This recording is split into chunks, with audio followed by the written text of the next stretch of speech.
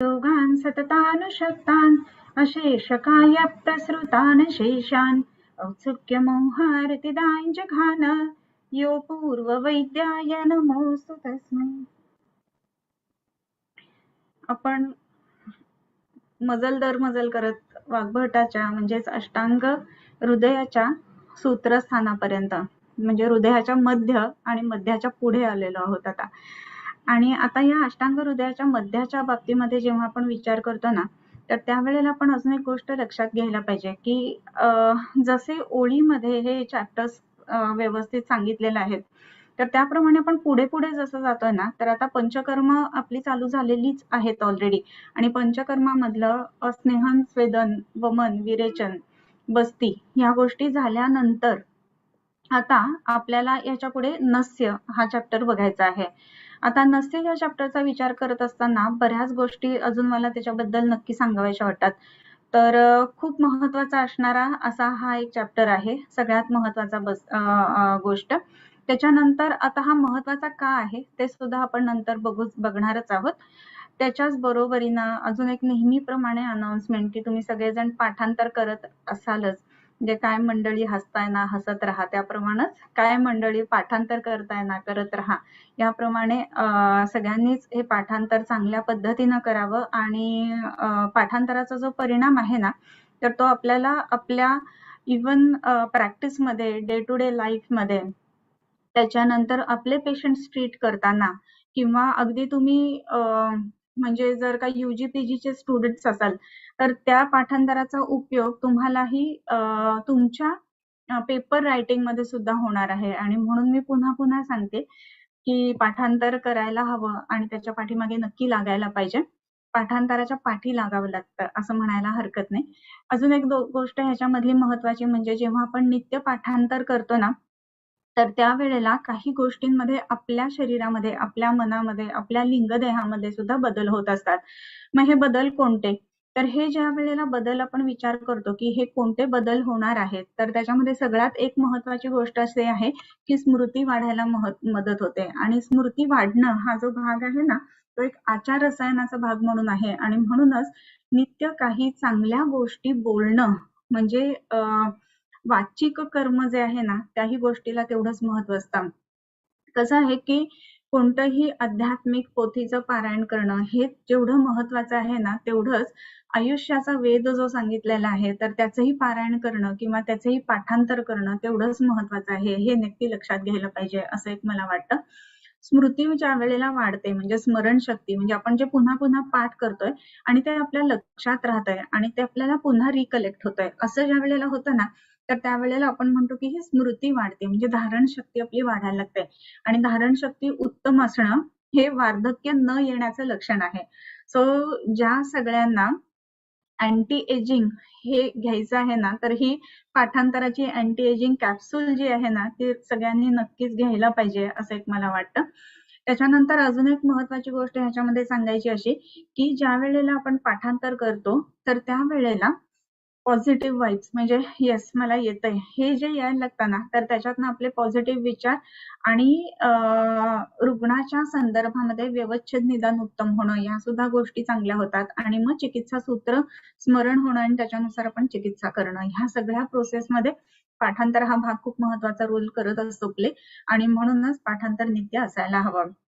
आता आपली शेवटचा जो सोमवार आहे त्यावेळेला पाठांतर स्पर्धा आहे, तर त्याच्यासाठी सगळ्यांनी नावं जरूर द्यावीत.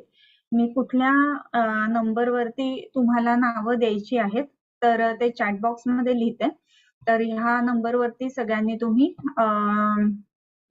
तुमची नावं ज्यांना ज्यांना भाग घ्यायचा आहे त्यांनी रजिस्टर करा. 7700954400 हा श्री रुक्म चिकित्सालयाचा नंबर आहे. तर त्या ठिकाणी तुम्ही सगळ्यांनी नावं द्यायची आहेत. ओके. तो आता हे पाठांतराचा भाग झाल्यानंतर आज आपण पुढच्या अध्यायाला सुरुवात करणार आहोत की ज्याचं नाव आहे नस्यविधी अध्याय. अतः नस्यविधिं अध्यायं व्याख्यास्यामः इतिह स्माहुरात्रेयादयो महर्षयः. आता यापुढे नस्यविधी हा अध्याय सांगतो की ज्याप्रमाणे इतिह माहू हे पूर्ण भूतकाळ म्हणजे ह्याप्रमाणे आत्रेयादी मुनींनी सांगितलं. अथ अतः म्हणजे आता यानंतर. आता यानंतर म्हणजे कशाच्या नंतर? तर आता आपण कुठला लास्ट अध्याय बघितला तर बस्ती विधी. तर आता बस्ती विधी नंतर नस्य सांगतो. जसं पंचकर्म सांगितले की वमन, विरेचन, बस्ती, नस्य आणि रक्तमोक्षण. तर तसं बघितलं तर फक्त क्रमाने सांगितले की वमन सांगितलं, विरेचन सांगितलं, बस्ती सांगितला आणि मग नस्य आता सांगतात. आता इथे आपण एक विचार करायला पाहिजे की वमन विरेचन झाल्यानंतर बस्ती आणि बस्ती झाल्यानंतर नस्य असा क्रम का आलेला असावा? तर ज्या वेळेला वमन आणि विरेचन हे आपण बघतो तर कफासाठी, पित्तासाठी आणि बस्ती हा वातासाठी म्हणजे तीनही दोषांची चिकित्सा झाली आहे की जे दोषांचे व्यापार शरीरामध्ये घडल्यामुळं किंवा दोषांच्या विकृती शरीरामध्ये घडल्यानंतर रोगांची उत्पत्ती होते. म्हणजे प्रामुख्याने शारीरिक जे आहे तर त्याच्यावरती ज्या वेळेला आपण विचार करणार आहोत तर वात, पित्त, कफ म्हणून त्या अनुषंगाने जो ऊर्ध्व मार्ग म्हणजे अभ्यंतर मार्गातला ऊर्ध्व गतीने होणारं वमन जे आहे तर ते अजीर्ण जे होतं तर त्याच्यामध्ये सुरुवात जी आहे ती अमाजीर्णातनं, मग विदग्धाजीर्णातनं, मग इष्टब्धाजीर्णातनं होते. म्हणजे सुरुवातीच्याच काळामध्ये जर का रोग आपल्याला थांबवायचा असेल किंवा संप्राप्ती आपल्याला थांबवायची असेल तर जो जवळचा मार्ग आहे म्हणजेच आमाशयातून म्हणजेच वमनामार्फत म्हणून पहिल्यांदा वमन सांगितला. ओके, कारण तुम्ही आहार घेतलाय तर आहार हे चुकीचा आहार विहार हे आपल्या रोगांचं मुख्य कारण आहे आपल्याला माहिती आहे. सो त्याच्यामुळे आहारातनं पहिली परिणती जर विकृती होणार असेल तर ती आमाशयामध्ये होते आणि आमाशयामध्येच ती गोष्ट जाणून त्याच्यानुसार वमन ही चिकित्सा. त्याच्यानंतरचं जे येतं ते पित्ताची चिकित्सा म्हणून विरेचन, कारण ग्रहणी हा महत्वाचा भाग त्याच्यामध्ये आहे आणि त्याच्यानंतरचं जे सांगितलेलं आहे त्याच्यामध्ये बस्ती विधी. कारण जो आहार घेतलेला आहे तर तिसऱ्या अवस्थापाकामध्ये विकृती उत्पन्न झाल्यानंतर वाताच्या विकृती शरीरामध्ये येणार आहेत. अर्थात इतरही कारण आहेत त्याला, जसं आघात किंवा बाकी इतर आपले अचानक होणाऱ्या क्रिया ह्याच्या संदर्भामध्ये पण आहे. परंतु वाताचं पोषण जे आहे ते तिसऱ्या अवस्थापाकामध्ये होत आहे. कारण काय तर अन्नस्य षड्रसस्य अन्नस्य भुक्तस्य षड्रसस्य प्रपाकतः मधुराख्यात रसोद्भावात फेन भावम उदीरते असं म्हटलेलं आहे. तसंच पच्यमानजे शोष्यमानस्य वन्यता परिपिंडित पक्वस्य वायुस्यात कटुभावतः असं म्हटलंय. तर वायूची उत्पत्ती किंवा उदीरण जे आहे ना तर ते या पक्वाशयामध्ये आहे. मग हे जर का उदीरण विकृती नी युक्त असं बनायला लागलं तर शरीरामध्ये वाताच्या विकृती उत्पन्न होतील आणि त्याच्यामुळं साहजिकच वाताचे व्याधी आपल्याला झालेत असे दिसतं. आणि म्हणून कफाची, पित्ताची आणि मग वायूची चिकित्सा ही झाल्यानंतर आता ह्याच्या पुढे कशाची चिकित्सा सांगतात तर नस्य चिकित्सा सांगतात. मग नस्य जे आहे ना हे 3 दोषांचं झालं. मग आता हा नस्य जो भाग आहे तर त्याच्यामध्ये विशेष करून शारीर आणि मानस या दोन्ही व्याधींचा समावेश मुख्यतः होतो आणि म्हणून शरीराचे वातपित्त कफ म्हणजे स्थूल ह्याच्यावरचे व्यापार झाल्यानंतर शरीरातल्या लिंग देहावरती, सूक्ष्म देहावरती जे काम करणार आहे ते म्हणजे नस्य आणि म्हणून वमन, विरेचन आणि बस्ती या तीनही गोष्टी झाल्यानंतर आता नस्याचा अध्याय आपण बघत आहोत. ओके, सो आता हा नस्य विधिम अध्यायम व्याख्यास्यामः इति हस्माहु रात्रयादयो महर्षयः. आता यापुढे बघत असताना पहिला श्लोक ऊर्ध्वजत्रु विकारेषु विशेषात नस्य मिष्यते नासाहि शिरसो द्वारम इथे कॉमा तेन तद्व्याप्य हंतेताम इथे पासून दुसरा विषय चालू होतो. आता ऊर्ध्वजत्रु विकारेषु विशेषात नस्यम इष्यते याच्यात मुख्य धातू कुठला तर इष्यते. किम इष्यते नस्यम इष्यते. इष्यते नाम इष्ट असते म्हणजेच योग्य आहे. कशामध्ये तर ऊर्ध्वजत्रु विकारेषु ऊर्ध्वजत्रुगत व्याधींसाठी नस्य हे योग्य आहे, उपयुक्त आहे. आता ऊर्ध्वजत्रुगत व्याधी म्हणजे काय त्याच्या आधी जत्रु म्हणजे काय तर सगळ्यांनाच माहिती आहे की ऊर्ध्वजत्रु खातं असं म्हटलं जातं जी मॅन्युब्रियम स्टर्नायची नॉच आहे त्याला आणि त्याच्यावरती म्हणजे गळ्यापासून वरती जे काही सगळं आहे तर ते ऊर्ध्वजत्रुगतामध्ये येतं. मग आता हा ऊर्ध्वजत्रुगत व्याधींमध्ये नस्य हे एक महत्वाचं चिकित्सा आहे आणि त्याच्यासाठी आता सांगतो. मग आपल्याला असं वाटतं की शरीराचे जे षडंग शरीराप्रमाणे 3 भाग केलेले आहेत शाखा, मध्य शाखा चतस्रः मध्यः आणि शिर हे सगळ्यात महत्वाचं. तर आपण आतापर्यंत वमन, विरेचन आणि बस्ती ह्या ज्या 3 गोष्टी बघितल्या त्याच्यामध्ये मध्य शरीर आणि वाताच्या दृष्टीने म्हणून शाखा ह्यांचा विचार केला. मग आता उरलं काय तर उत्तमांग म्हणजे काय शिर, तर त्याच्या संदर्भातला आता सांगतो की नस्य. ओके, सो हा एक षडंग शरीराच्या दृष्टीने सुद्धा नस्य का द्यायचं किंवा नस्य का महत्वाचं हा भाग झाला. ओके, आता आपण वातपित्त कफ ह्या स्थूल किंवा दोषांच्या व्यापारानुसार बघितलं आणि त्याच्यानंतर मन आणि ऊर्ध्व जत्रुगत व्याधी, इंद्रिय, लिंगदेह, सूक्ष्मदेह ह्याच्यावरती काम करणारं म्हणून नस्य हे बघितलं. षडंग शरीरानुसार उत्तमांग त्याच्यावर काम करणारं नस्य म्हणून नस्य महत्वाचं. ओके, सो आता ऊर्ध्व जत्रु विकारेषु असं म्हणत असताना ऊर्ध्व जत्रुगत विकार कुठले? आपल्याला नॉर्मली ईएनटी आणि ऑफ्थॅल्म हे ऊर्ध्व जत्रुगत बसतात. अगदी खरंय हा, पण फक्त ईएनटी ऑफ्थॅल्म येतं का ऊर्ध्व जत्रुगतामध्ये? तर नाही. कानाचे, नाकाचे, त्याच्यानंतर डोळ्याचे व्याधी हे त्याच्यामध्ये येणार. थ्रोट म्हणजे गळ्याचे सगळे व्याधी आले. मग गळ्याच्या व्याधींमध्ये जे आपण सगळे उत्तर तंत्रामध्ये बघणार आहोत तर त्याच्याही व्यतिरिक्त आजकालच्या आपण केसेस ज्या बघतो त्याच्यामध्ये थायरॉइड हा एक महत्वाचा भाग की जो आपल्याला खूप जास्त प्रमाणात वाढतोय. रादर एपिडेमिक प्रमाणात थायरॉइडचे पेशंट्स वाढायला लागलेत हे आपल्याला दिसतंय. सो हा महत्वाचा भाग त्याच्या ठिकाणी येतो. त्याच्यानंतर डोळ्याचे आजार, कानाचे आजार, मुखकुहराचे आजार, त्याच्यानंतर नासा, नाकाचे आजार हे सगळे ह्याच्यामध्ये इन्व्हॉल्ड आहेत. याच्या व्यतिरिक्त अजून काही आहे का शिल्लक? तर हो, नक्कीच आहे. शिरोरोग हे सुद्धा त्याच्यातच येतात कारण ऊर्ध्व जत्रुगतच आहेत शिरोरोग आणि म्हणून शिरोरोगाच्या संदर्भामध्ये सुद्धा व्याधींचा विचार करत असताना नस्य हे महत्वाचं.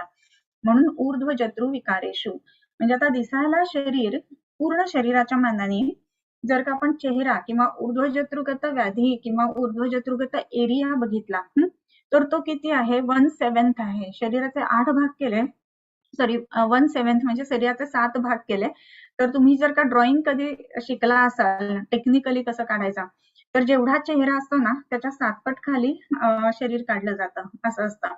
सो एवढ्या छोट्या ह्याच्यासाठी एक वेगळं पंचकर्म सांगावं एवढं काय महत्वाचं आहे ह्या ऊर्ध्व जत्रुगत व्याधींमध्ये ह्याचाही विचार करायला पाहिजे. तसं जर आपण बघायला गेलं ना तर ईएनटी किंवा ऑफ्थॅल्म बऱ्याच वेळेला ठीक आहे अगदीच त्रास झाला तर जायचा अशा पद्धतीची विचारांची धाटणी असणारे पेशंट्स ह्या संदर्भामध्ये आपण जास्ती बघतो की अगदीच त्रास होत असेल तरच गेलं जातं. परंतु ह्याच्यामध्ये एक गोष्ट लक्षात ठेवायला पाहिजे की शिरोरोग अर्थात मस्तिष्क किंवा मातुलुंग ज्याला आपण म्हणतो त्याचे आजार असणारे पेशंट्स किंवा ब्रेन जे काही आजार असणारे पेशंट हे सगळे जे आहेत ना ते यामध्ये समाविष्ट होतात. म्हणून ऊर्ध्व जत्रु विकारेषु नस्यम इष्यते. आता हे असं का आहे तर नासाही शिरसो द्वारम, नाक हे शिराचं द्वार आहे. तर ते कसं द्वार आहे तर भ्रूमध्याच्या ठिकाणी सेंटरला ते नासाचं द्वार आहे असं म्हटलेलं आहे की नाकातनं काही औषध जे दिलं जातं तर ते आपल्याला शिरापर्यंत पोहोचवता येतं आणि म्हणून नासाही शिरसो द्वारम. आता कसं आहे ना की बॉटल नेक जसं असतं ना तसं हे काय म्हणतो द्वार आहे. आता 7 सिस्टर्स तुम्हाला माहितीये भारतामधले सगळ्या की सिक्कीम गँगटॉकच्या इकडनं त्याची एंट्री आहे आणि मग आतमध्ये सगळा डोंगराळ प्रदेश आहे. त्या एंट्रीला किती नॅरो आहे ते, हो की नाही? आणि ते नॅरो असल्यामुळे दळणवळण आणि ह्या सगळ्या गोष्टींचा संपर्क जो आहे ना तो खूप त्या ठिकाणी एस्टॅब्लिश करणं ही कठीण पण गोष्ट आहे आणि महत्वाची पण राहते. सो त्याच पद्धतीनं ऊर्ध्व जत्रुगत जे सगळे अवयव आहेत म्हणजे गळा किंवा मुखकुहर, नाक, कान, घसा, शिर ह्या सगळ्यांचा जो काय म्हणतो दळणवळणाचा मार्ग जो आहे ना तर तो गळ्यापासून वरती जो आहे तर आपल्याला तिथे लवकर पोचायचं असेल तर कुठल्या रस्त्याने जावं तर तो रस्ता म्हणजे नस्य आणि म्हणून नस्य महत्वाचं हे ह्या दृष्टीने बघायला पाहिजे. आता अजून एक महत्वाचा भाग आहे मला ह्याच्यामध्ये सांगावं असं वाटतं की नासाही शिरसो द्वारम असं जे म्हटलेलं आहे ना त्याच्यामध्ये अजून एक महत्वाची गोष्ट अशी आहे की ज्या वेळेला आपल्याला पंचकर्म करायचे आहेत तर त्याच्यामध्ये 3 महत्वाचे रोगमार्ग सांगितलेले आहेत. तर त्याच्यामध्ये अभ्यंतर रोगमार्ग, शाखागत किंवा शाखा रोगमार्ग आणि तिसरा मध्यम मार्ग, बरोबर? सो अभ्यंतर रोगमार्गातले व्याधी जे आहेत तर अभ्यंतर रोगमार्गातले व्याधी तुम्हाला होमवर्क म्हणून लिहून काढायचं की अभ्यंतर मार्ग कुठला आणि त्याच्यात व्याधी कोणकोणते समाविष्ट होतात. त्याच्यासाठी कुठली पंचकर्म आहेत तर वमन आणि विरेचन हे विशेषत्वाने म्हणजे प्रामुख्याने वमन आणि विरेचन हे अभ्यंतर रोगमार्गासाठी जास्त उपयोगी आहेत. त्यानंतर शाखा मार्ग जो सांगितलेला आहे त्याच्यामध्ये वायू जो आहे तो सर्व शरीरव्यापी असा असल्यामुळं शाखांमध्ये असणाऱ्या व्याधींना नष्ट करण्याच्या दृष्टीने विशेषत्वाने बस्ती कार्यरत होतो. ओके, सो अभ्यंतरासाठी आपण बघितलं की वमन आणि विरेचन, सो शाखांसाठी आपण बघितलं की बस्ती, आणि मग उरलेला जो तिसरा मार्ग आहे म्हणजे मध्यम मार्ग, की ज्याच्यामध्ये शिर, हृदय, बस्ती इत्यादी मर्म अवस्थित आहेत. तर अशा मध्यम मार्गाच्या व्याधींसाठी हे नस्य खूप उपयोगी पडतं. मग आता मध्यम मार्गामध्ये हे नस्य उपयुक्त असं का असायला पाहिजे तर त्याचे एक कारण सांगायला हवं. पहिली गोष्ट, षडंग शरीराप्रमाणे उत्तमांग जे आहे ते शिर आहे. ओके, दुसरा महत्वाचा भाग म्हणजे तुम्ही जर का बघितलं तर शिराची व्याप्ती म्हणजे आकाराच्या दृष्टीने, व्हॉल्यूमच्या दृष्टीने एवढी लहान आहे, तरी सुद्धा 37 मर्म जी आहेत ना ती शिराच्या ठिकाणी उपस्थित आहेत आणि बाकी जी मर्म आहेत ती संपूर्ण शरीरामध्ये आहेत. सो ह्या मर्मांकडे गामित्व असणं किंवा शिराकडे गामित्व असणं हे नस्याचं आहे. शिरामध्ये मर्म उपस्थित आहे म्हणून मध्यम मार्गाच्या व्याधींसाठी नस्य हे उपयुक्त आहे. आणखीन एक तिसरा महत्वाचा पॉइंट, की ज्या वेळेला आपण शिराचा विचार करतो तर सर्वच्या सर्व 11 इंद्रिय शिरामध्ये उपस्थित आहेत, बरोबर. आणि म्हणून इंद्रिय आणि इंद्रियाचा विषय किंवा इंद्रियाचं अधिष्ठान यांच्या कनेक्शन्स मध्ये किंवा ह्यांच्यामध्ये काही विकृती आपल्याला दिसत असतील तर त्यासाठी सुद्धा शिरावरतीच उपचार करणं गरजेचं आहे. आणि म्हणून इंद्रियांवरती उपचार करायचे असतील तर आपल्याला नस्य द्यावं लागतं आणि म्हणून नस्य महत्वाचं, म्हणून नासाही शिरसोद्वारम. आता मध्यम मार्ग जे आहेत तर त्याच्यामध्ये 3 जे रोगमार्ग सांगितले त्याच्यामध्ये शाखा, रक्तादय, त्वच, बाह्य रोगायनम हित, तदाश्रयामशव्यंग, गंडालज्जर्बुदादयः, बहिर्भागाश्च दुर्नाम, गुल्म, शोफ, ज्वरादयः. हे झालं शाखांच्या बद्दल जे बस्तीने कव्हर होतं. अंतर्भागांचे शोफाशोफ, गुल्म, विसर्प, वित्रतीः, शिरो, हृदय, बस्त्यादी मर्माणी ह्यांच्या संधयः. शिर, हृदय आणि बस्ती हे 3 मर्म महत्वाचे सांगितलेले आहेत, बरोबर.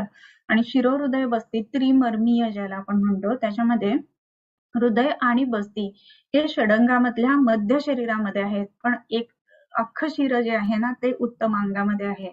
सो मध्यम मार्गाकडे गामित्व जर का आपल्याला हवं असेल तर त्यासाठी नस्याचा उपयोग होतो आणि म्हणून शिरोहृदय बस्त्यादी मर्माण्य स्नायूच्या संधया, तन्निबद्धा शिरा स्नायू वगैरे वगैरे पुढे जे काही सगळं सांगितलेलं आहे. तर मध्यम मार्गातले व्याधी जे आहेत ना तर ते विशेषत्वाने अवघड आहेत बरे करण्यासाठी आणि तरी देखील त्याचा उपशम किंवा त्याच्याकडे गामित्व वाढवण्यासाठी आपल्याला नस्याचा उपयोग होतो.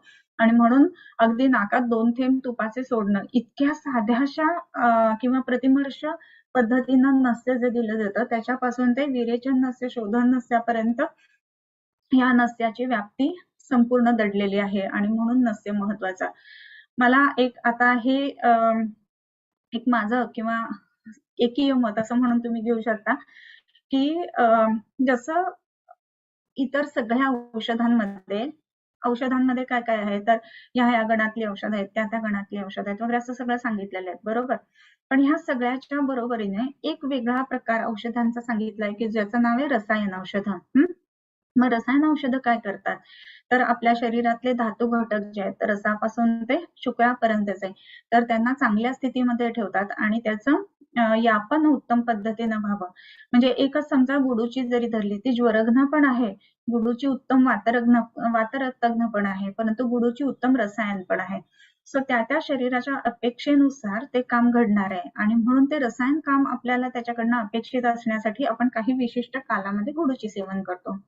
तसं ज्या वेळेला आपण ऋतुकालीन पंचकर्मांचा विचार करू त्यावेळेला वमन, विरेचन, बस्ती हे जे आहेत ना तर ते स्थूल देहाच्या विशेष करून शोधनासाठी उपयुक्त राहतात आणि शरीरामध्ये रसायन कर्म व्हावं यासाठी विशेषत्वाने नस्याचा उपयोग होतो असं एक माझं स्वतःचं म्हणणं आहे.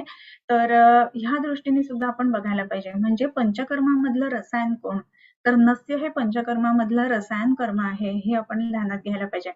कारण नस्याच्या फलश्रुतीमध्ये जे काही सांगितलेलं आहे ना त्याच्यामध्ये शेवटचा श्लोक आहे, घनोन्नत प्रसन्नत्व स्कंध ग्रीवास्य वक्षसः दृढ इंद्रिय अस्तफलिताः भवेयुर्नस्य शीलिनः असं म्हटलेलं आहे. आता दृढ इंद्रिय दृढ होणं हे कुणाचं कर्म आहे तर रसायन कर्म आहे. आणि अस्तफलिताः फलिताचा अस्त होतो, फलित म्हणजे केस पांढरे होणं, केस पांढरे होण्याचा नाश होतो म्हणजेच काय तर केस काळे राहतात. ह्याचाच अर्थ काय तर रिज्युव्हिनेशन होतंय म्हणजेच काय तर रसायन होतंय.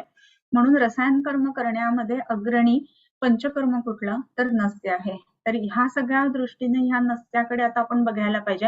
इट्स नॉट की सिंपल 2 थेंब नाकामध्ये टाका एवढंच फक्त नस्य नाहीये, हे एक मात्र आपण ध्यानात घेऊन आता पुढच्या श्लोकाकडे वळूयात. सो नस्याची महती किंवा नस्य का महत्वाचं आहे हे होपफुली तुम्हाला सगळ्यांना समजलेलं असेल असं मला वाटतं. सो पुन्हा एकदा श्लोक वाचूया. ऊर्ध्वजत्रुविकारेषु विशेषात् नस्य मिश्यते नासा हि शिरसो द्वारम. नासा हि शिरसो द्वारम ह्या गोष्टी सुद्धा आज आपण बऱ्यापैकी आता इथे एक्सप्लेन केलेल्या आहेत. आणि त्याच्या पुढे तेन तद्व्याप्य हंती तान, तेन तद्व्याप्य हंती तान. याच्यातला मुख्य धातू कुठला हंती. हंती म्हणजे काय तर नाश करतो किंवा हनन करतो.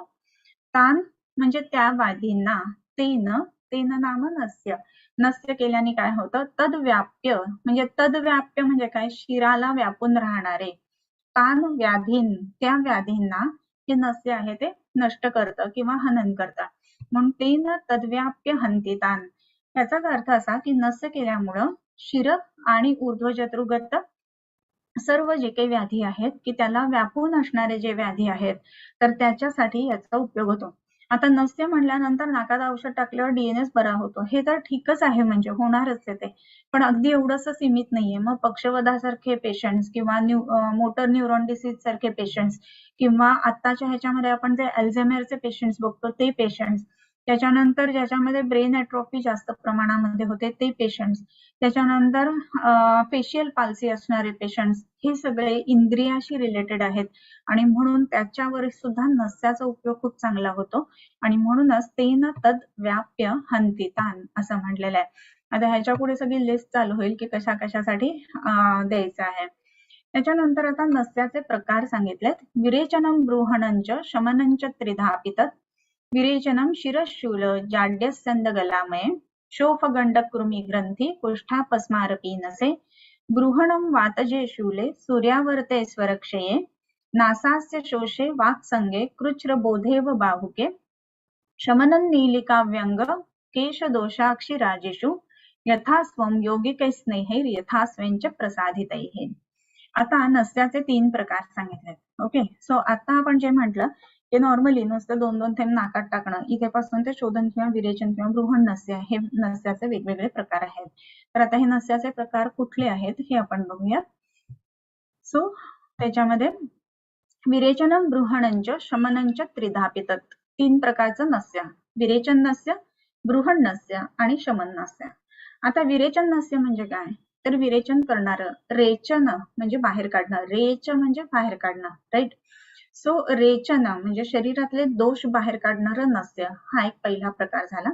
दुसरा प्रकार आहे बृहण नस्य. बृहण नस्य म्हणजे शरीराला बृहत्व आणून देणारं नस्य, म्हणजे रसायन नस्य जी आहेत ना ती ह्या बृहण नस्यामध्ये समाविष्ट होतात. बृहत्व याचा अर्थ फक्त शरीर आकाराने मोठं होणं असं नाही, तर आयुला सुद्धा बृहत्व प्राप्त करून देतं, म्हणजे आयुष्य लॉन्जिव्हिटी वाढणं या दृष्टीने बृहण नस्य. त्याच्यानंतर बृहण म्हणजे शरीरातल्या दोषांचं किंवा धातूंचं यापन करणारं नस्य म्हणजे बृहण नस्य. आणि शरीरातले जे जे धातुक्षय झालेल्या गोष्टी आहेत तर त्यांचं पुनर्जीवित त्यांना प्राप्त करून देणारं ते म्हणजे बृहण नस्य. सो विरेचनम बृहणंच आणि शमनंच त्रिधापित. तिसरा प्रकार जो सांगितला तो म्हणजे शमन नस्य. मग आता या शमन नस्यांमध्ये वातशमन नस्य, पित्तशमन नस्य आणि कफशमन नस्य ही 3ही येतील. आता ऊर्ध्वजत्रुगत भाग हा कफाच्या अखत्यारीमध्ये असणारा भाग, म्हणून विशेषत्वाने त्याच्यामध्ये कफघ्न किंवा कफशमन करणारी किंवा कफा कमी करणारी ह्या पद्धतीनं नस्य असणारच. परंतु फक्त तेवढ्यावरती भागत नाहीये, तर नस्य जी आहेत ना ती वाताचं शमन करणारी पण आहेत आणि नस्य जी आहेत ती पित्ताचं शमन करणारी पण आहेत. आणि म्हणून तिसरा प्रकार जो आला तो शमन नस्य. म्हणजे पहिला प्रकार विरेचन म्हणजे शोधन नस्य, त्याच्यानंतर दुसरा बृहण नस्य जे विशेष करून रसायनत्वाप्रमाणे काम करणार, आणि तिसरा शमन नस्य की जे दोषांचं शमन करणार. ओके. आता विरेचनम शिरशूल जाड्यस्यंद गलामये शोफ गंड कृमी ग्रंथी कुष्ठा पस्मार पीनसे. विरेचन नस्य कुणाकुणामध्ये द्यायचं, कशा कशामध्ये द्यायचं, ह्या गोष्टी इथे एक्सप्लेन करतात. सो विरेचनम शिरशूल, सगळ्यात पहिली महत्वाची गोष्ट शिरशूल असताना विरेचन नस्य द्यायला पाहिजे. मग विरेचन नस्यामध्ये काय अपेक्षित आहे, तर विरेचन नस्य दिल्यानंतर त्या ठिकाणी क्षवथू म्हणजे शिंका येऊन दोष बाहेर पडतात, स्राव होऊन दोष बाहेर पडतात, दोन्ही पद्धतीनं. मग आता स्राव येणं आणि शिंका येणं ह्या दोन्ही गोष्टी त्याच्यामध्ये होतात. मग सगळ्यात पहिलं महत्वाचं म्हणजे शिरशूल असताना नस्य द्यायला पाहिजे, विरेचन नस्य. मग शिरशूलामध्ये पुन्हा पुढे जेव्हा आपण उत्तर तंत्रामध्ये बघतो की वातज शिरशूल, पित्तज शिरशूल, कफज शिरशूल आणि कृमीज शिरशूल. मग हे कृमी जे ऊर्ध्व जत्रुगत म्हणजे ब्रेन मध्ये तुम्ही वाचलेलं असेल की खूप जास्त प्रमाणामध्ये जे लोक सॅलड्स खातात, भले ते धुवून घेत असतील वगैरे, पण त्याच्यावरती असणारे मॅगेट्स किंवा ह्या गोष्टी जातात शरीरामध्ये आणि त्याच्यामुळं कृमींचा बॉल तयार होतो. तर जसं फिकोलिथ असता त्या पद्धतीचा हा राऊंडवर्म किंवा स्पेसिफिक प्रकारचे कृमी असतात की जे बॉल स्वरूपामध्ये एकत्रित येतात आणि MRI किंवा ह्याच्यामध्ये स्पेस ऑक्युपाइड लिजन सारखे ते दिसतात. अशा पद्धतीचे जे कृमी आहेत तर ते बाहेर पडावेत, त्याचे नष्ट व्हावेत, या दृष्टीने काही विशिष्ट नस्य सांगितलेली आहेत जी तीक्ष्ण विरेचन नस्याप्रमाणे काम करतात. तर म्हणून शिरशूलामध्ये सुद्धा कृमीज शिरशूल असताना काही विशिष्ट नस्य सांगितलेली आहेत. सो विरेचनम शिरशूल सगळ्यात पहिलं महत्वाचं, डोकं दुखतंय ह्याच्यासाठी नस्य. ओके. त्याच्यानंतर जाड्य स्यंद गलामये. जाड्य याचा अर्थ आपल्याला वाटतं जाडेपणा, तर नाही. जाड्य म्हणजे बुद्धीचं जाड्य. ज्या वेळेला एखादा लहान मूल किंवा स्कूल गोईंग मुलं आपल्याकडे येतात आणि त्या वेळेला नाही समजतच नाही, अभ्यास करत नाही, त्याच्यानंतर हायपर ऍक्टिव्हिटी आहे, एकाच ठिकाणी बसून बराच वेळ अभ्यास नाही करू शकत, हे जे सगळे प्रॉब्लेम्स आहेत ना ते आत्ताच्या पिढीमध्ये आपण जास्त प्रमाणामध्ये बघतो. तर ते या ठिकाणी आपल्याला या शब्दामध्ये आलेले दिसतात. सो जाड्य या अर्थ. तर लास्ट टाइम आपण एक श्लोक बघितलेला, या कुंदेंदु तुषार हार धवला, या शुभ्र वस्त्रावृता, या वीणावर दंडमंडित कला, या श्वेत पद्मासना, या ब्रह्माच्युत शंकर प्रभृतीभिर देवैस्तदा वंदिता, सामाम पातु सरस्वती भगवती निशेष जाड्या अपहा. आता जाड्या पहा, त्याच्यावरनं ते लास्ट टाइम झालं आपल्या सगळं. सो जाड्य अपहा, जाड्य म्हणजे बुद्धीचा दोष की जे शरीरामध्ये कुठलंही ज्ञान ग्रहण करत नाहीये, त्याच्यामध्ये तमोगुणाने एक अशी बॅरियर तयार झालेली आहे आणि त्याच्यामुळे कुठलंही ज्ञान आत घेतलंच जात नाहीये. ह्या गोष्टीला जाड्य अपहा, घालवून टाकणार. सो जाड्य घालवून टाकण्यासाठी काय महत्वाचं आहे, तर नस्य महत्वाचं आहे. आणि म्हणून जे पेशंट्स आपल्याकडे सुवर्णप्राशनासाठी येतात किंवा बुद्धी जाड्यासाठी येतात किंवा हायपर ऍक्टिव्हिटीसाठी येतात किंवा त्याच्यामध्ये आजकाल ADHD चे पेशंट खूप सारे दिसतात, तर ह्या सगळ्यांमध्ये आपल्याला नस्य वापरता येत असतात. इव्हन सुवर्णप्राशनासाठी म्हणजे सगळं काही त्रास नाहीये पण ओके राहावं म्हणून पेशंट्स आजकाल अवेअरनेस खूप वाढलेला आहे म्हणून येतात. अशाही वेळेला आपण या पद्धतीची नस्य आपण पेशंट्सना देऊ शकतो, जसं पंचेंद्रिय वर्धन तेल आहे किंवा ब्राह्मी सिद्धघृत आहे. प्रकृती बघून आपण या पद्धतीनं पेशंटला नस्य ऍडवाइस करू शकत असतो. किंवा वचा सिद्ध तेल आहे, कफाची प्रकृती असेल तर हे नित्य निरंतर जर का प्रतिमर्श नस्याप्रमाणे केलं गेलं तर बुद्धीचं जाड्य नष्ट होण्यासाठी सुद्धा याचा उपयोग होणार आहे. आणि म्हणूनच मध्यम वर्गातले व्याधी जे आपण म्हटले त्याच्यामध्ये हा नस्य महत्वाचा आहे.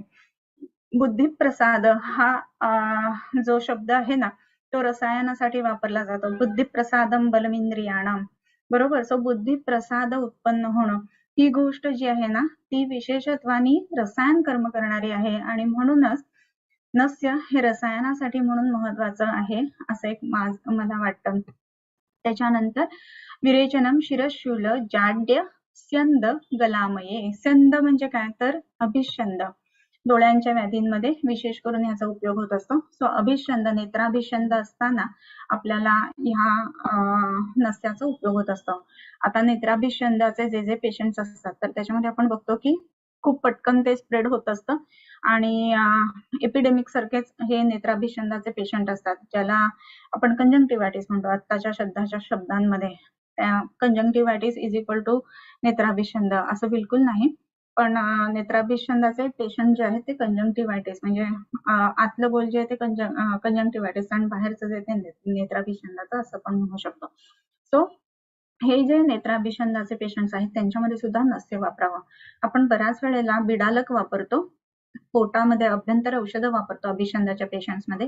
त्याच्यानंतर सेक किंवा धारा या पद्धतीनं किंवा घड्या ठेवायला डोळ्यांवर हे देतो, पण नस्य वापरता का आपण ह्याचा विचार करायला पाहिजे. मग अभिषंदाच्या पेशंट्समध्ये कोणकोणती नस्य वापरायची ही सुद्धा आपल्याला माहिती असायला पाहिजे आणि त्याच्यासाठी अभिषंदाज काढून बघायचा होमवर्क आहे आणि त्याच्यासाठी नस्य कुठली आली फक्त तेवढं वेगळं पॉइंट आउट करून घेऊन ठेवायचे आणि ग्रुपवरती तुम्ही पाठवू शकता. हे झालं अभिषंद. त्याच्यानंतर गलामय, गल आमय म्हणजे गळ्याचे रोग. आता गळ्याचे रोग असं म्हणत असताना जे उत्तरतंत्रामध्ये सांगितलेले आहेत त्याच्यामध्ये गलौघ वगैरे वेगवेगळे नावांनी आलेले आहेत.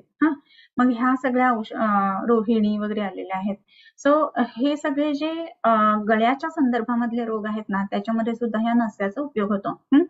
आता ह्या नस्याचा उपयोग होत असतो म्हणत असताना गळ्याच्या रोगांमध्ये आता जर का आपण बघितलं तर थायरॉइडचे पेशंट्स खूप सारे आपल्याला बघायला मिळतात आणि त्याच्यामध्ये थायरॉइडच्या पेशंट्समध्ये दोन्ही पद्धतीनं हायपर आणि हायपोचे जे पेशंट्स असतात त्याच्यामध्ये एक तर आळस असतो किंवा हायपर ऍक्टिव्हिटी असते, चिडचिड असते, त्रागा असतो, मत्सर असतो, कंपॅरेटिव्ह नेचर झालेलं असतं. सो ह्या सगळ्या ह्याच्यामध्ये सुद्धा नस्याचा उपयोग होतो. म्हणून गल रोगांमध्ये सुद्धा नस्याचा उपयोग अतिशय चांगल्या पद्धतीने आपल्याला करून घेता येतो. ओके. सो विरेचनम शिरशूल जाड्यस्यंद गलामये शोफ गंड कृमिक ग्रंथी. शोफ सूज, कुठल्याही प्रकारची सूज. आता शरीरामध्ये सूज येते ह्याचा अर्थ काय तर तिथलं इंद्रिय ते व्यवस्थित काम नाही करत आहे म्हणून सूज येते. आता शोथाची संप्राप्ती वगैरे सगळ्यांना माहिती आहे तुम्हाला.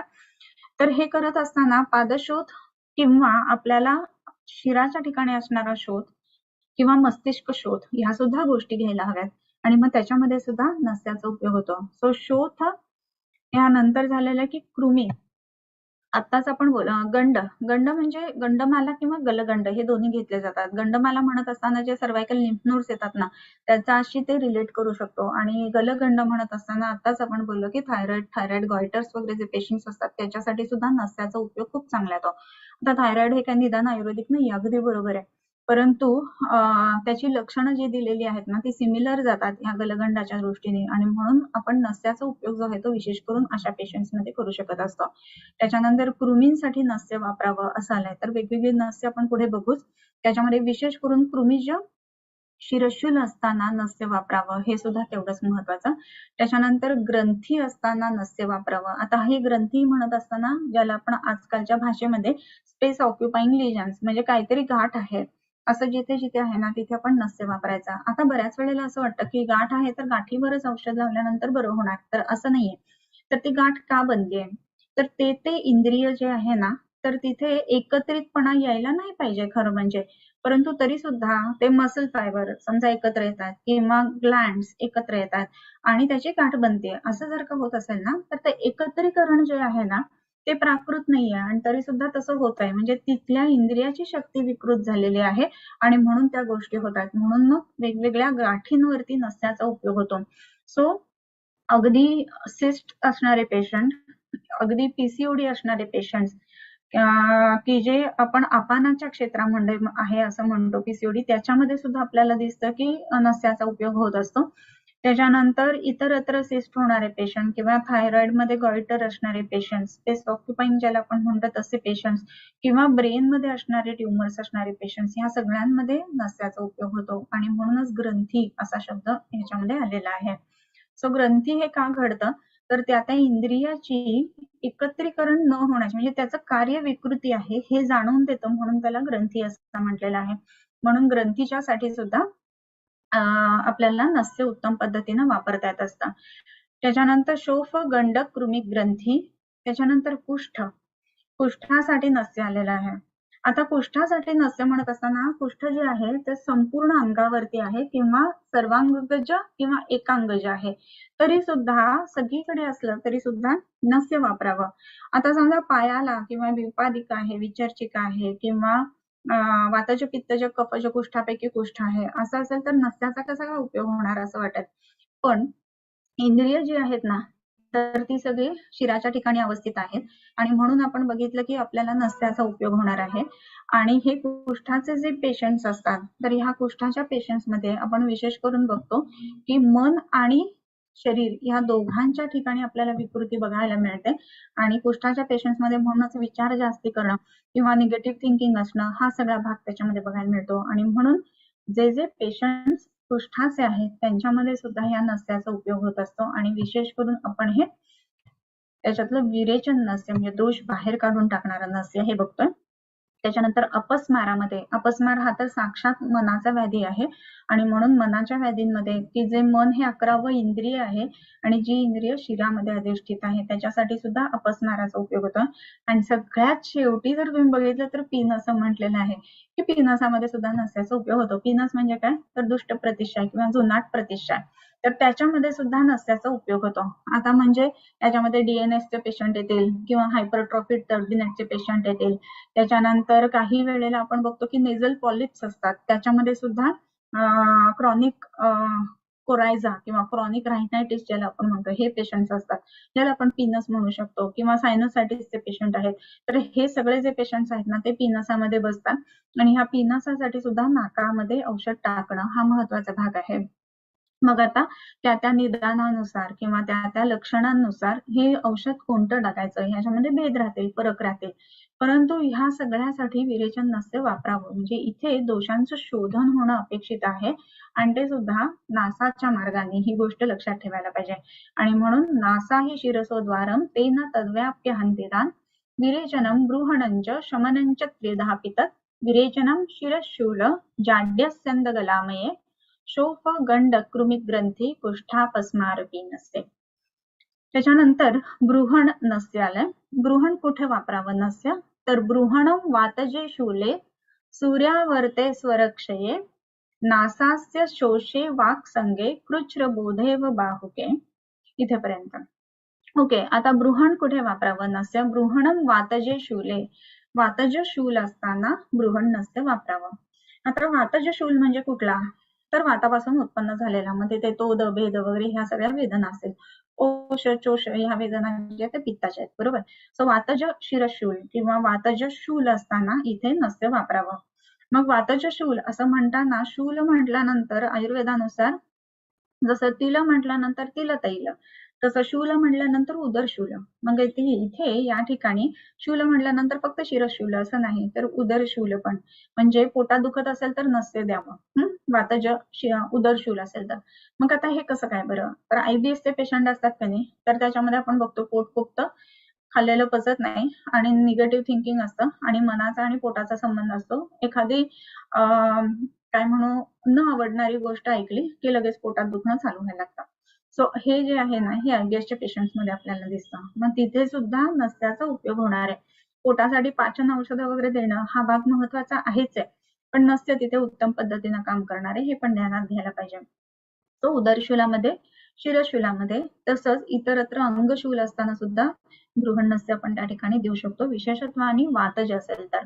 मग आता ज्या वेळेला पेशंट्स ट्रेकिंगला जाऊन येतात, खूप चाललेले असतात, चढलेले असतात, थकलेले असतात. मग थकल्यानंतर तुम्ही ऑब्झर्व केलं असेल की खूप दमलं ना तर झोप नाही लागत बऱ्याचदा. मग आपण तेल स्नेहन करणं, कारण वात वाढलेला आहे म्हणून स्नेहन करायला पाहिजे वगैरे ह्या गोष्टी सांगतो. त्याच्याच बरोबर ट्रेकिंग झाल्यानंतर नस्य करून जर का झोपलं गेलं ना तर त्याच्यामध्ये आपल्याला दिसतं की झोपही शांत लागते, मन सुद्धा स्थिर चित्त होतं आणि शरीराला जी विश्रांतीची आवश्यकता असते ना ती विश्रांती मिळते. अदरवाईज झोपल्यानंतर सुद्धा बऱ्याच वेळेला असं वाटतं की आपण अजून चढतोच आहे. खूप वेळ जर ट्रेकिंग केलं असेल ना तर कारण मन अजून त्याच्यातच रमलेलं असतं. म्हणून मनाला सुद्धा स्थिरचित्तत्व यावं म्हणून या नस्याचा उपयोग होत असतो. ओके.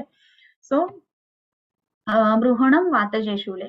त्यानंतर सूर्यावर्ते आणि स्वरक्षये. सूर्यावर्त, सूर्यावर्त असा व्याधी आहे की ज्याच्यामध्ये डोकं दुखतं, जसा जसा सूर्य वरती चढत जाईल म्हणजे 6, 7, 8 ला डोकं दुखायला सुरुवात होते. 12, 1, 2 ला डोकं अतिशय जास्ती दुखतं आणि सूर्य मावळला की हळूहळू डोकं दुखणं कमी यायला लागतं. याला सूर्यावर्त असं म्हणतात. आजकाल जर का आपण बघितलं तर मायग्रेनचे पेशंट्स असतात ना, ते या सूर्यावर्तामध्ये बऱ्याच वेळेला बसलेले दिसतात. आणि मग त्याच्यामध्ये पित्ताचा संबंध असतो, कफाचाही संबंध असतो. आणि ज्या वेळेला विलयन रूपात वृद्धी होते कफाची, सायनसेसमध्ये असणाऱ्या साठलेल्या कफाची, त्यावेळेला ते डोकं दुखणं वाढत असतं. आणि त्याच्यानंतर हळूहळू डोकं कमी येतं दुखणं. म्हणजे मायग्रेनचे पेशंट किंवा सायनोसायटिसचे पेशंट हे सुद्धा या सूर्यावर्तामध्ये बसत असतात. मग त्या ठिकाणी सुद्धा आपल्याला नस्य देता येत असतं. ओके. सो बृहणम वातजे शूले सूर्यावर्ते आणि स्वरक्षये, स्वरक्षय असताना नस्य द्यावं. आता आपण एवढं सगळं बोललो की नस्य कुठे कुठे द्यायचा. तर गळा म्हटल्यानंतर थायरॉइड हे सांगितलं, पण गळा म्हटल्यानंतर व्हॉइस बॉक्स किंवा ज्याला आपण स्वरयंत्र म्हणतो त्याच्या संदर्भामध्ये सुद्धा नस्य हेच महत्वाचं आहे. मग गाणारे लोक किंवा खूप भाषण देणारे लोक, नेते मंडळी किंवा पुरोहित वर्ग की ज्यांना खूप उच्च स्वरामध्ये नित्य बोलावं लागतं, किंवा प्रोफेसर्स, टीचर्स, हे सगळे जे आहेत ना, तर त्यांचा स्वरयंत्रावरती खूप ताण असतो आणि मग त्यांना सुद्धा नित्य नस्याची सुद्धा गरज आहे किंवा विशेष करून बृहण नस्याची गरज आहे. त्याच्यामध्ये एक केस होती, मी त्यांनी नेक्स्ट टाइम सांगते, बराच अदरवाईज वेळ होईल, की पूर्ण आवाज बंद झालेला आहे गाणाऱ्या व्यक्तीचा असं म्हटल्यानंतर की जे व्होकल कॉर्ड पाल्सी वगैरे होण्याची शक्यता आहे किंवा थोडीशी दिसते, तर अशा केसेसमध्ये सुद्धा नस्याचा उपयोग खूप चांगला दिसतो, हे आपल्याला दिसतं. त्याच्यामध्ये बृहणम वातजे शूले सूर्यावर्ते स्वरक्षये नासास्य शोषे, नासाशोष, आस्य शोष. शोष हा व्याधी जो आहे ना, तर तो आपण बघतो की विशेष करून राजक्ष्म्याशी रिलेटेड राहतो. 6 प्रकारचे शोष सांगितलेले आहेत. त्याच्यामध्ये भारशोष, अधोशोष वगैरे सांगितलेले आहेत. सो त्या पद्धतीनं नासाच्या ठिकाणी शोष असताना किंवा आस्य मुखाच्या ठिकाणी पुन्हा पुन्हा शोष पडत असताना नस्याचा उपयोग होतो. आता नासाशोष आणि आस्य शोष याच्या संदर्भामध्ये आपण नेक्स्ट टाइम अजून बघूयात. त्याच्यानंतर वाक संग म्हणजे वाणीचा संग, बोलणं जे आहे ते अडखळत होत असेल तर नस्याचा उपयोग होतो. कृच्छ्रबोध, कृच्छ्रबोध म्हणजे काय, तर उशिरा जाग येणं. 2 पद्धतीचा ह्याचा अर्थ घेता येतो. कृच्छ्रबोध म्हणजे जागच उशिरा येते, कितीही ठरवलं ना तरी मला सकाळी उठायलाच होत नाही, खूप जाग उशिरा येते. हे काय तर कफविकृतीचं लक्षण आहे किंवा जाड्यत्वाचं लक्षण आहे. मग म्हणून कृच्छ्रबोध. कृच्छ्रबोधचा अजून एक अर्थ घेता येतो, कृच्छ्र उन्मीलन, याला सुद्धा कृच्छ्रबोध असं म्हणतात. म्हणजेच काय, ते ज्याला आपण टॉसिस म्हणतो, की आयलिड जे आहे ना तिथला मसल जो आहे त्याचा न्यूरोमस्क्युलर जंक्शन मध्ये विकृती आहे आणि म्हणून आयलिड जे आहे ते कायमस्वरूपी बंदच राहते, उघडता येत नाही. अवबोध ओपन नाही होते, उन्मीलन नाही होते, म्हणून कृच्छ्र उन्मीलन, टॉसिस किंवा कृच्छ्र अवबोध यामध्ये सुद्धा नस्याचा उपयोग होत असतो. आणि अवबाहुक, अपबाहुक या व्याधीमध्ये सुद्धा बृहण नस्याचा उपयोग होत असतो. हा जो श्लोक आहे, बृहणम वातजे शूले सूर्यावर्ते स्वरक्षे नासास्य शोषे वाक्संगे कृच्छ्रबोधे अवबाहुके. हा श्लोक आणखीन एकदा नेक्स्ट टाइम आपण पुन्हा रिवाइज करूयात. पहिली ओळ तशी बऱ्यापैकी एक्सप्लेन केली गेली. नासास्य शोष, वाक्संग, कृच्छ्रबोध आणि अवबाहुक ह्या 4 शब्दांबद्दल आपण नेक्स्ट टाइम नक्की पुन्हा एकदा बघूया. पुढचा एक श्लोक वाचून थांबूयात, कारण आज शंका बऱ्याच विचारल्या गेलेल्या आहेत. सो शंकांकडे जाऊयात. शमनं नीलिकाव्यंग केशदोषाक्षी राजेषु यथास्वं योगिकै स्नेहिर यथास्वंच प्रसादितैः. ओके. सो आपण चॅट बॉक्स कडे जाऊयात, शंकांकडे. ज्यांना शंका विचारायच्या आहेत, जे युट्यूब वर बघतायत ते सुद्धा कमेंट बॉक्स मध्ये नक्की विचारू शकतात शंका, आणि जे याच्यावरती आहेत ते सुद्धा इथे विचारू शकतात. ओके. एक क्वेश्चन असा आलेला आहे की 41 मेल पेशंट आहे, मल्टिपल स्क्लेरोसिस डायग्नोसिस झाले, 6 इयर पासून त्रास आहे, 41 इयर्स. ओके. दोन्ही पायामध्ये वीकनेस, त्याच्यानंतर शारीरिक दौर्बल्य, मन्याशूल, वॉकरचा आधार घेऊन थोडे थोडे चालता येते, तर यामध्ये काय करायला पाहिजे. ओके. सो आता ह्या अनुषंगाने म्हणजे नस्याच्या अनुषंगाने आपण जर का हा क्वेश्चन विचारला असेल ना, तर त्याच्यामध्ये नस्याचा उपयोग तर निश्चितच होणार आहे, कारण MS सांगितलेला आहे, राईट. सो आता ह्या गोष्टी ज्या वेळेला होतात ना त्यावेळेला सर्व धातू किंवा रसापासून ते शुक्रापर्यंतच्या सगळ्या धातूंचा विचार आपल्याला करावा लागतो. त्याच्यानंतर एक महत्वाचा भाग असा आहे की खूप वर्ष कुठली औषधं चालू आहेत का, ऑटोइम्युनिटीशी रिलेटेड काही आहे का, हेही प्रश्न या पेशंटच्या संदर्भामध्ये विचारायला पाहिजेत. त्याच्यानंतर नस्याचा उपयोग होत असताना ह्याच्यामध्ये पंचेंद्रिय वर्धन तेलाचा नस्य आपण वापरू शकतो. त्याच्यानंतर रसभाजक, दूषी, विषारी, अगद असं जर का दिलं गेलं तर त्याचा परिणाम चांगला दिसेल. आणि मस्तुलिंग अपचयाचा एक फॉर्म्युला म्हणजे भैषज रत्नावली मधलं एक औषध आलेलं आहे मस्तुलिंग अपचय म्हणून, तर ते आपण या ठिकाणी नक्की वापरू शकतो. सो त्याच्यामध्ये पुन्हा रिज्युनेट करणं टिश्यू ह्या गोष्टी घडू शकतात. पण बाकीचे जे काही क्वेश्चन आहेत ना ते आपण या ठिकाणी विचारायला हवेत. ओके. त्याच्यानंतर ओके, नस्याबद्दल खूपच चांगलं सांगितलं. नंतर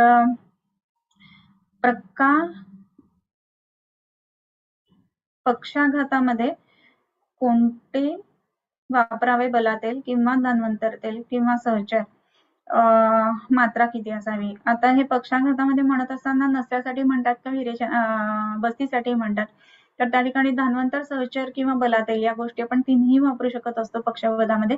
तर पक्षवधामध्ये वापरत असताना, नस्यासाठी वापरत असताना जर का बलातेल आपल्याला वापरायचं आहे तर मग ते शतपाकी बलातेल, सहस्त्रपाकी बलातेल असं जर वापरलं गेलं ना तर त्याचा परिणाम फार पटकन आणि चांगला येत असतो. धन्वंतर आणि सहचर हेही तेल आपल्याला त्याच्यामध्ये वापरता येतात. पक्षवध म्हणत असताना कुठल्या भागामध्ये आहे तेही बघायला पाहिजे. जर का दोन्ही पायांमध्ये पक्षवधाची लक्षणं असतील तर विशेषत्वाने सहचराचा उपयोग होईल. काय कारणामुळे पक्षवध झालाय हे आपण बघून त्याच्यानुसार बला किंवा धन्वंतर तेल या गोष्टी सुद्धा त्याच्यामध्ये वापरता येत असतात. नस्यासाठी वापरत असताना मात्र आवर्ती तेल ज्याला म्हणतात किंवा शतपाकी, सहस्त्रपाकी तेल या पद्धतीनं त्याच्यामध्ये वापरायला हवेत. सो तीनही तेल आपल्याला ह्याच्या पक्षवधाच्या केसेसमध्ये वापरता येत असतात. लोअर बॉडी पार्ट्स मध्ये जर का पक्षवध असेल तर विशेष करून सहचर वापरावं. अत्यंतिक वाक्त प्रकोपातनं जर का पक्षवध झालेला असेल तर धन्वंतर तेलाचा उपयोग चांगला होतो. एकेरी बलातेल किंवा क्षीर बलातेल किंवा आवर्ती बलातेल ह्या गोष्टींचा नस्यासाठी उपयोग वापरावा, त्याच्यामध्ये तो चांगला दिसतो.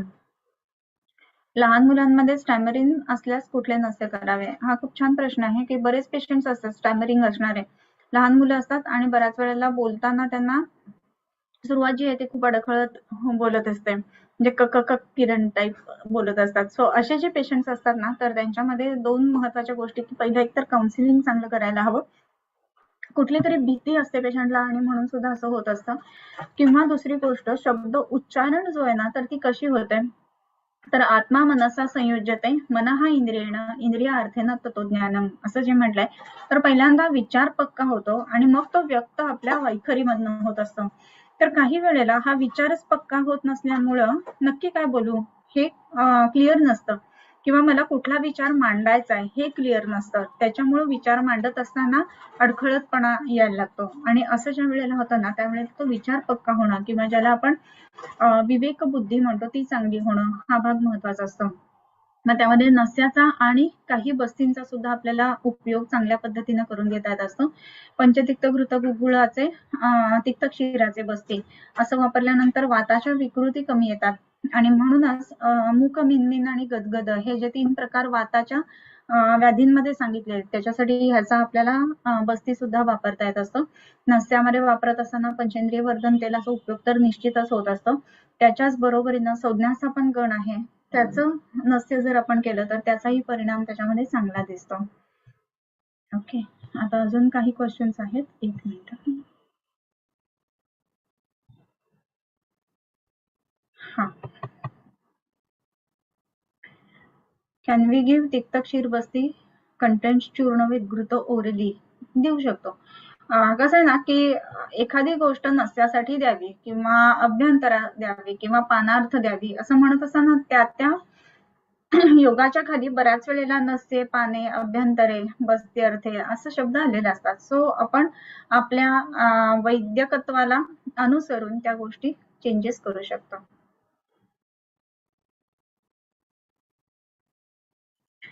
ओके,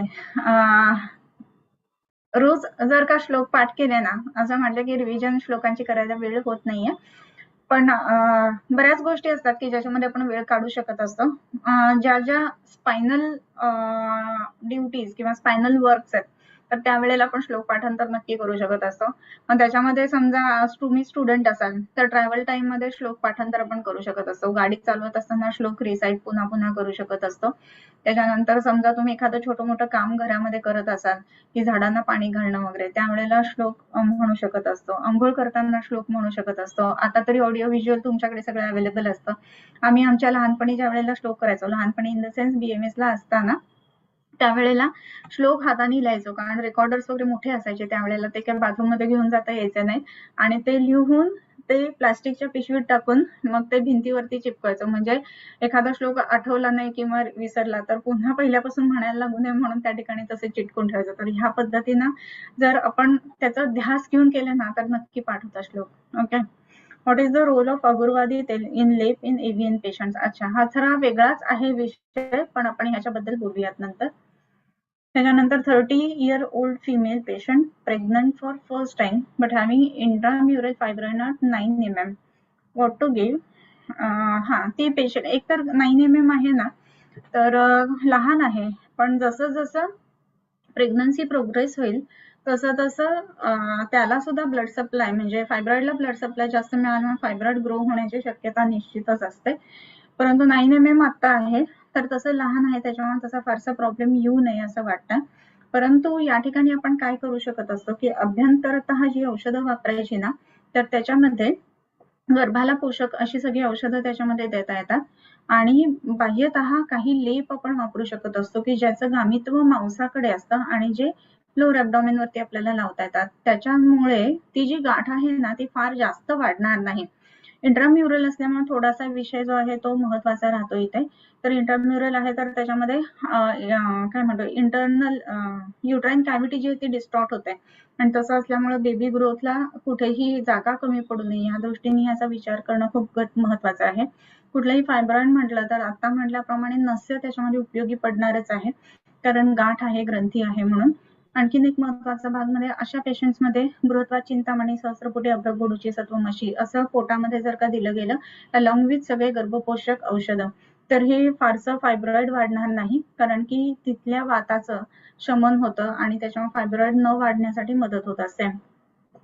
बाहेरून लावण्यासाठी लेप हा एक भाग आपण त्याच्यामध्ये करू शकत असतो, आणि त्याच्या बरोबरीनं नस्य कशासाठी, तर विवेक जागृत ठेवणं की कोणाला वाढू द्यायचंय आणि कोणाला नाही वाढू द्यायचंय. म्हणजे प्रेग्नन्सी जी आहे ती प्रोग्रेस व्हायला हवी, बेबी ग्रोथ व्हायला हवं आणि फायब्रॉइड ग्रोथ नाही व्हायला हवं. हा विवेक जागृत ठेवणं हे तिथल्या इंद्रियाचं कार्य आहे. गर्भाशय हे एक इंद्रिय आहे की जे कर्मेंद्रिय आहे की जे पृथ्वी महाभूताच्या अधिष्ठानाचं आहे, आणि म्हणून नस्याचा उपयोग त्याच्यामध्ये निश्चितच होईल, म्हणजे इंद्रियाचं काम चांगलं व्हावं या दृष्टीने. ओके. लहान मुलांमध्ये रात्री झोपेत दात खाण्याची सवय असल्यास नस्याचा फायदा होईल का? बऱ्याच पेशंट्सना दात खाण्याची सवय असते, तर त्याचं एक कारण कृमी हे असतं, तर त्याच्यामध्ये कृमिघ्न चिकित्सा द्यावी. दात खाण्याचं कारण अजून एक जे असतं ते ग्रहबाधा हे कारण असतं, मग त्याच्यामध्ये धूपन वगैरे या चिकित्सा करायला पाहिजेत. आणि त्याच्याचप्रमाणे नस्य जी आहेत की जी बृहण नस्य आहेत किंवा मस्तिष्क शमन नस्य ज्याला आपण म्हणतो त्या पद्धतीची जर दिली तर हे दात खाण्याची सवय कमी होते. अजून एक महत्वाचा भाग म्हणजे त्यांना ॲश्युरन्स किंवा समुपदेशन ह्या गोष्टी सुद्धा करणं खूप महत्वाचं राहतं. बऱ्याच वेळेला ही मुलं एकटी असल्यासारखी किंवा एकलकोंडी असतात आणि मग ते दात खात असतात, तर त्या दृष्टीने सुद्धा त्यांचं समुपदेशन होणं महत्वाचं असतं. 7-8 इयर लहान मुले घोरणे हे लक्षण नसल्यास तर काय देऊ शकतो, अजून काय करू शकतो? ओके, 7-8 वर्षाची लहान मुलं आणि घोरतात असं जर असेल ना तर बऱ्याच वेळेला ॲडेनॉइड्स हे एक कारण असतं त्याच्यामध्ये, जे वॉल्डर रिंग सांगितलेली आहे घशामध्ये, तर त्याच्यामधले जे ॲडेनॉइड टिश्यू आहे, जे लिम्फॉइड टिश्यू आहे, तर ते ॲडेनॉइडायटिस ज्याला आपण म्हणतो किंवा ते सुजल्यामुळे, इन्फ्लमेशन असल्यामुळं ते झोपल्यानंतर घोरण्यासारखा आवाज यायला लागतो. मग ही मुलं जर का पाठीवरती म्हणजे नाक वरती करून झोपली ना तर हे आवाज जास्त येतात, एका कुशीवर झोपली तर आवाज येत नाही. मग अशा वेळेला ॲडेनॉइड्सची ट्रीटमेंट देणं ही गोष्ट महत्वाची आहे. कफकर आहार बंद करायला हवं, फळं लहान मुलांची बंद करायला पाहिजे, दुधाचं प्रमाण कमी करायला पाहिजे. दुधामध्ये आवडत असल्यास, म्हणजे दूध आवडत आहे आणि दूध घ्यायचंच आहे असं असेल तर सुंठ किंवा पिप्पली घालून दूध द्यायला पाहिजे. त्याच्यानंतर नाकावरती पुनर्नवा, वचाशुंठी असे लेप लावायला हवेत. त्याच्यानंतर गंधक द्रुती जे ते 1 थेंब 2 वेळेला लहान मुलांमध्ये मधातनं जर दिली तर ह्या पद्धतीचे ॲडेनोडायटिस जे असतात ते चांगल्या पद्धतीने कमी यायला मदत होत असते. त्याच्याच बरोबर कांचनार, कोंबड नक्की, गुळगुळ ह्या गोष्टी वापरल्या तर हे घोळणं नक्की कमी येऊन जाईल. ब्रेस्ट फायब्रॉइड हमें कौन सा नस्य दे सकते हैं? ओके. ज्या वेळेला फायब्रॉइडेनोमा ब्रेस्ट असे पेशंट्स असतात तर मग त्यामध्ये सुद्धा इंद्रिय विकृती, त्याच्यानंतर सिरम प्रोलॅक्टिन, त्याच्यानंतर ग्रंथिरजाचा इतिहास आहे का, किंवा पेशंटला ब्लिडिंग कमी होत आहे का, किंवा डिलेड मेन्सेस आहेत का, हे सगळं बघून मेन्सेस नॉर्मल यावेत या दृष्टीने त्याच्यामध्ये औषधं वापरायला हवीत. जर का पिरियड डिले होत असेल किंवा स्कॅन्टी मेन्सेस असतील तर मरीच प्रदमन, शतावधी तेलाचं नस्य किंवा ज्याला आपण श्वेतमरीच म्हणतो म्हणजेच शिग्रू बीज त्याचं नस्य, ह्या गोष्टी आपण ह्याच्यामध्ये नक्की वापरता येतील. ओके. सो मला वाटतं सगळे क्वेश्चन्स आपण घेतलेले आहेत आज. इथे थांबूया.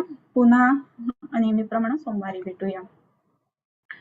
किंबहुना तुमचे केले धर्म कीर्तन हे सिद्धी गेले, तेथ माझे जुरले पायिकपणा.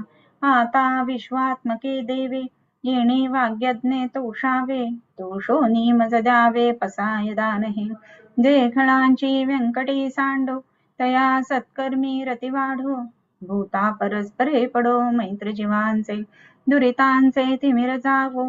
विश्वस्वधर्म सूरे पाहो, जो जे वांछील तो ते लाहो. प्राणिजात वर्षत सकळ मंगळी, ईश्वर निष्ठांची मांदियाळी. अनवरत भूमंडळी भेट तू भूता, चला कल्पतरूंचे आरव. चेतना चिंतामणींचे गाव, बोलते जे अर्णव पियुषांचे. चंद्रमे जे अलांछन, मार्तंड जे तापहीन. ते सर्वाही सदा सज्जन, सोय रे होतो. किंबहुना सर्व सुखे पूर्ण होनी तिही लोके. भजिजो आदि पुरुषी अखंडित, आणि ग्रंथ उपजविये विशेषी लोकी इये. दृष्टा दृष्ट विजय होवावेजी, येथ म्हणे श्री विश्वेश्वरावो. हा होईल दान पसावो, येणेवरे ज्ञानदेवो सुखिया झाला. येणेवरे ज्ञानदेवो सुखिया झाला. येणेवरे ज्ञानदेवो सुखिया झाला.